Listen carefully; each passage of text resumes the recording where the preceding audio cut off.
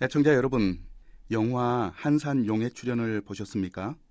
이 영화는 한산도 앞바다에서 이순신 장군이 이끄는 조선 수군이 와키자카 야수하루가 이끄는 외 수군을 격퇴한 내용을 담고 있습니다. 여러분은 영화의 어떤 장면이 가장 기억에 남습니까? 저는 쾅! 쾅! 거북선이 대포를 쏘며 등장하는 장면과 원균 장군이 외선을 괴멸시키는 하객진을 보면서 바다 위에 지은 성이라고 말하는 장면에서 카타르시스를 느꼈습니다. 저는 영화를 보면서 이순신 장군이 얼마나 뛰어난 전술가인지 생각했습니다. 적시에 거북선을 투입하고 지상 전술인 하객진을 해전에 이용하고 육지와 섬 사이 좁고 긴 울돌목에서 민물과 썰물을 이용해 도도 다카토라의 외선 330척을 무찌르고 남해 관음포에서 시마즈 요시히로가 이끄는 500여 척의 외수군을 섬멸한 이순신 장군. 이순신 장군은 무기와 진법, 지형과 해류의 변화, 전투시간, 해양 지리를 이용해 압도적으로 승리한 훌륭한 전술가입니다. 복음 전도는 하나님의 나라의 확장을 위한 전쟁과 같습니다.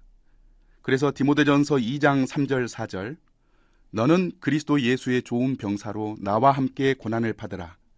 병사로 복무하는 자는 자기 생활에 얽매이는 자가 하나도 없나니 이는 병사로 모집한 자를 기쁘게 하려 함이라 라고 말씀합니다.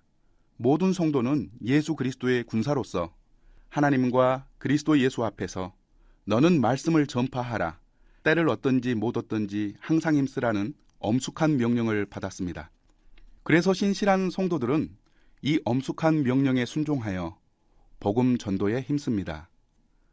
복음을 전파할 때 이순신 장군처럼 복음 전도에 알맞는 방법을 사용할 때 우리는 좋은 결과를 기대할 수 있습니다. 여러 방법으로 복음을 전한 대표적인 인물이 사도 바울입니다.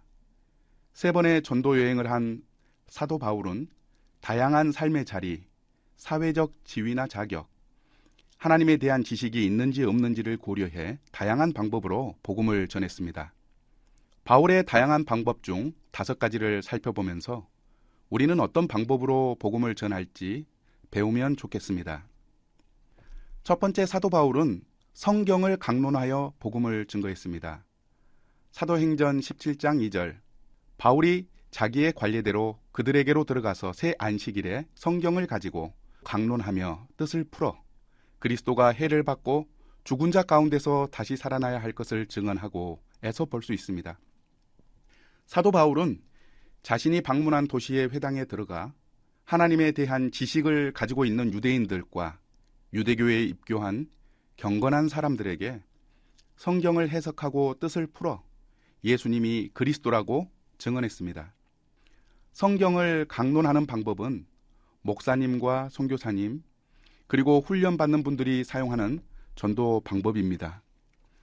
애청자 여러분들도 복음 전도 훈련을 받는다면 성경을 강론하여 복음을 증거할 수 있습니다. 두 번째, 사도 바울은 자연과 인생사를 설명하여 복음을 증거했습니다.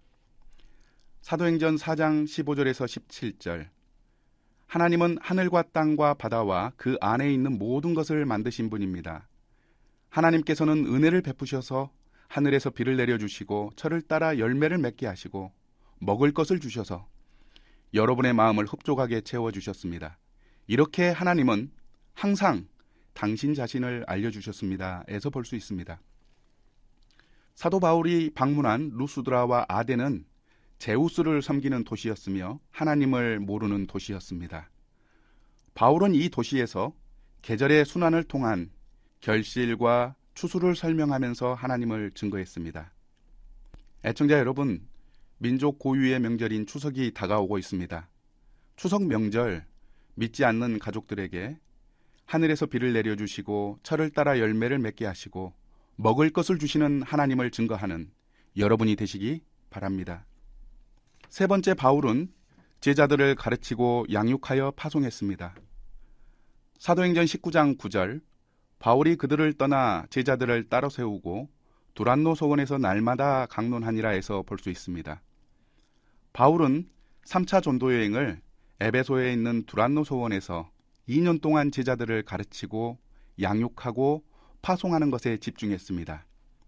이 전도 방법은 한 사람이 복음을 전하는 것보다 더 효과적인 방법인데 많은 전도자가 더 많은 도시에서 복음을 전할 수 있기 때문입니다.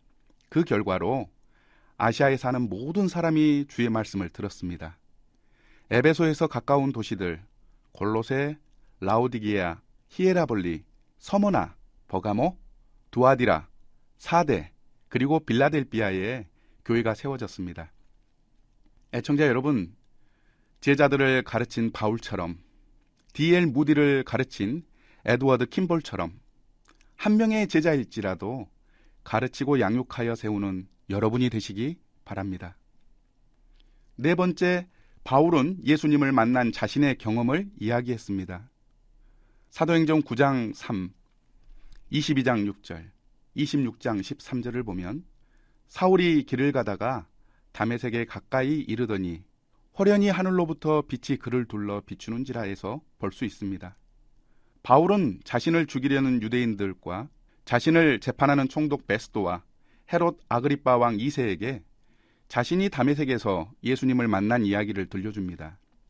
이때 바울은 재판정에 모인 사람들이 쉽게 이해할 수 있도록 예수님을 만나기 전 핍박자 바울, 예수님을 만나 회심한 바울, 그리고 예수님을 전하는 바울로 구분하여 이야기했습니다. 이 방법은 예수님을 믿는 모든 분이라면 누구나 할 수 있는 전도 방법입니다. 애청자 여러분, 가족과 친구와 이웃들에게 여러분이 예수님을 만났던 이야기, 그 이야기를 들려주시기 바랍니다.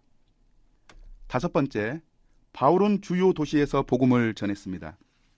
바울은 지방 행정 수도와 퇴역 군인의 도시인 로마 식민지에서 복음을 전했습니다. 바울이 복음을 전했던 바보, 데살로니카, 고린도, 에베소는 총독이 거주하는 지방 행정 수도였습니다.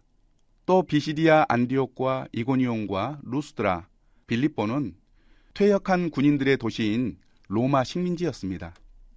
이 도시들은 주변 도시에 영향력이 있는 중요한 도시였기에 바울은 이 도시에서 복음을 전했던 것입니다. 우리가 사는 목포도 신안군과 제주도를 연결하는 중요한 항구 도시입니다. 그래서 목포에 복음의 확장과 영적 성장이 요청됩니다. 애청자 여러분, 우리 목포의 복음 확장과 영적 성장을 위해 협력해 주시기 바랍니다. 지금까지 바울이 복음을 전한 5가지 방법을 살펴보았습니다. 바울은 첫째, 성경을 강론하고, 둘째, 자연과 인생사를 설명하고, 셋째, 제자를 가르쳐 파송하고, 넷째, 자신이 예수님을 만난 경험을 이야기하고, 그리고 다섯째, 주요한 도시에 복음을 전했습니다. 예수 그리스도의 군사된 애청자 여러분, 구원의 복음을 상황에 적절한 방법으로 전하시기 바랍니다. 그러면 구원의 역사가 함께할 것입니다. 이 시간 방송 들으시고 신앙생활에 도움받기 원하시는 분은 지역번호 061-283국에 1409번, 283-1409번, 목포 하당로 교회나 284국에 9000번, 284-9000번, 목포 극동방송으로 전화 주시기 바랍니다.